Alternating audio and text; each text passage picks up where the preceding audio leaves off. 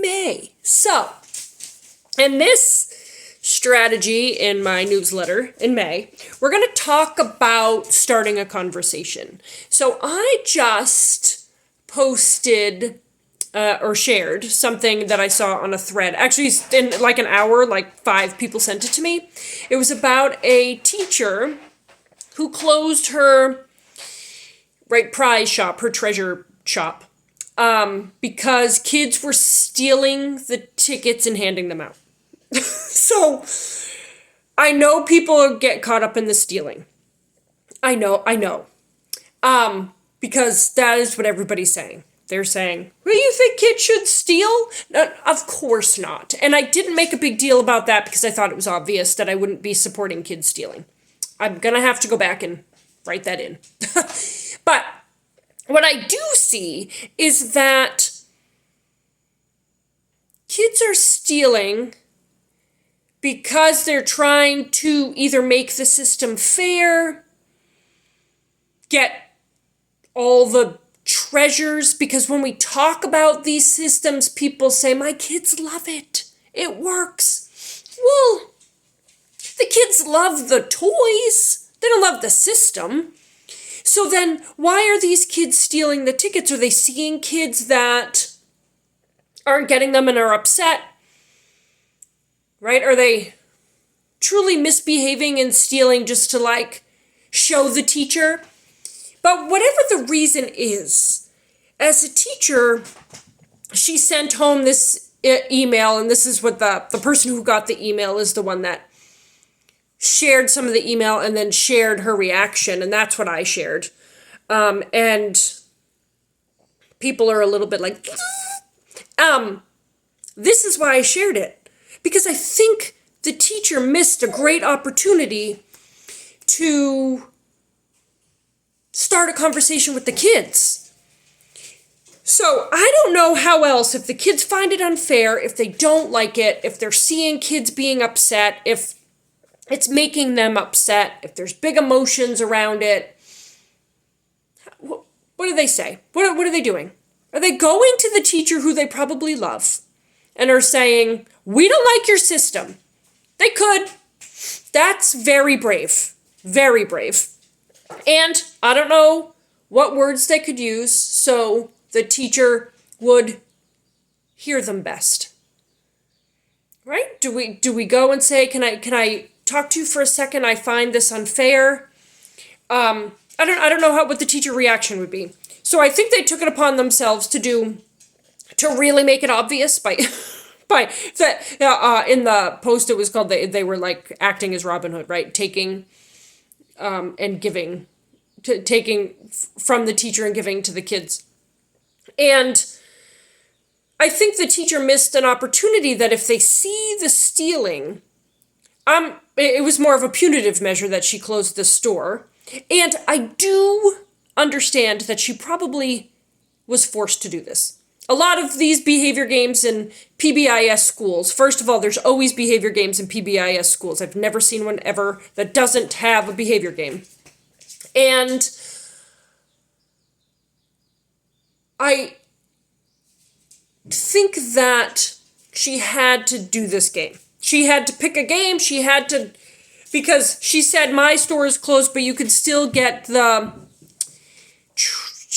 turtle tickets that the school does, but her classroom one is closed. So even in this revolt, we're still going to make these kids who have made it apparent that they don't like the system to still have the other one open. Right? Again, start of a conversation. The teacher could have went to administration and said, hey, I'm having trouble and I think it's because the kids don't like it. We should really talk to them and see what their ideas are and give them a safe space and trust to tell us what they're thinking. And I think she missed that. Because when she found out the kids were stealing, of course she was mad. I would be mad too. Because she probably paid for that stuff by herself. And who knows if she even wanted to have the treasure store. She probably thought she had to because that is what you have to do in the school.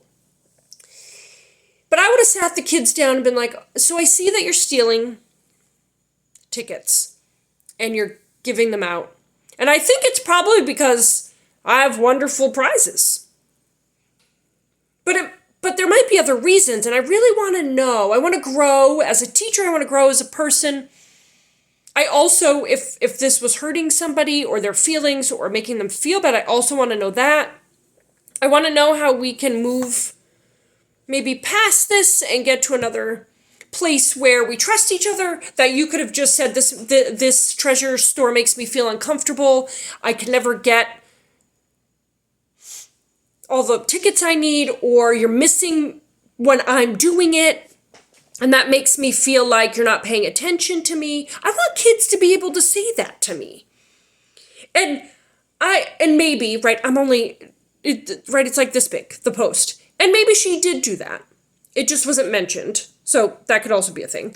But I think that we have to start a conversation. If we can stay regulated and get past the part of that the kids are hoping to make us miserable and mad, and we're not taking it personally, but maybe there's something wrong with this system we created. And now we can it's a great place to start a conversation. So when things like this happen, when things are being stolen, when kids keep doing the same thing over and over again, and there's a message in what they're doing, that we don't go punitive, that we stay regulated, and then we open this conversation, right? Relationships are your best behavior strategy, and trust is the foundation of relationships. So trust the kids that they'll tell you what's going on, so you can fix it, so you can support it differently, so you could do something else. I think that's a great strategy, because I think as adults, we go to and I know that's the case, because that's how I'm scared to look at my comments. But that's how we react, is that stealing's bad, kids are stealing, but there's a reason. So let's find the reason. Let's open it up to kids to say, hey, what's going on?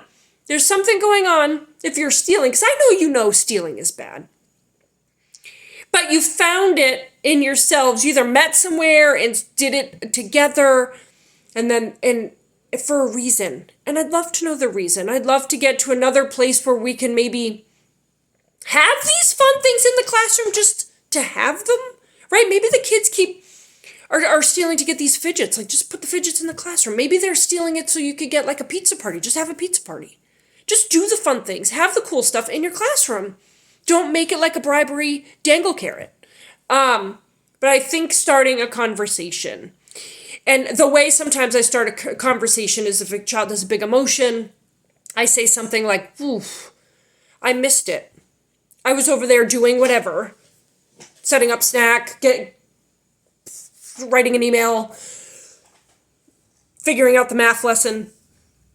And I missed what was happening. I want to help. But I'm not sure I know how to help because I missed it. So if we can have a conversation about that, that'd be wonderful. Because I could help you and maybe you can help me understand. And it has to be, I try to go lighthearted and funny so it doesn't feel punitive. So let me know if you start a conversation, everybody. What is the conversation? And